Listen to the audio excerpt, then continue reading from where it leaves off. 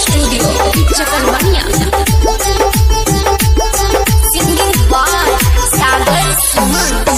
मिलते हम का भाई रे डाडल कई धोखा हाथ पर लिखल छै हमर नाम रे।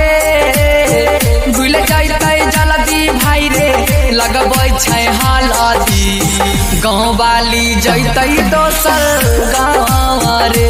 हाँ हाँ भूल जैतै जल्दी भाई रे लगबै छै हल्दी गाँव वाली जैतै दोसर गाँव रे।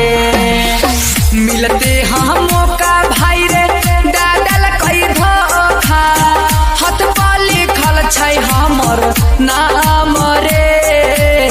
भूल जैतै जल्दी भाई रे लगबै छै हल्दी गाँव वाली जैतै दोसर गाँव रे। हाँ हाँ भूल जैतै जल्दी भाई रे लगबै छै हल्दी गाँव वाली जैतै दोसर गाँव रे।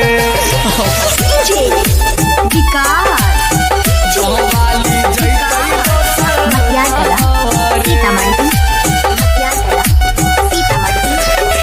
गाँव वाली जैतै दोसर रिकॉर्डिंग बाय दुर्गेश जी। गाँव वाली जैतै दोसर गाँव रे। ये बात सोची सोची छछनै छै काया हटनै छै ओकरा से माया रे।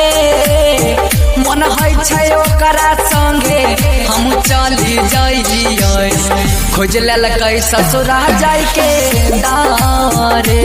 हाँ हाँ भूल जैतै जल्दी भाई रे लगबै छै हल्दी गाँव वाली जैतै दोसर गाँव रे।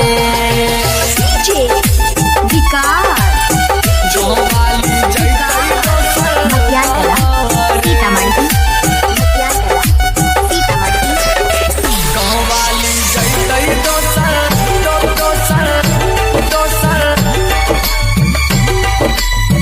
गाँव वाली जैतै दोसर गाँव रे। सागर सुमन के कलकै जिंदगी से दूर रे भै गेलियै हम मजबूरी रे।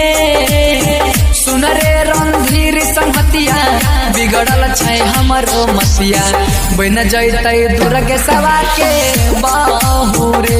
हाँ हाँ भूल जैतै जल्दी भाई रे लगबै छै हल्दी गाँव वाली जैतै दोसर गाँव रे। संगम रिकॉर्डिंग स्टूडियो चकरबनिया।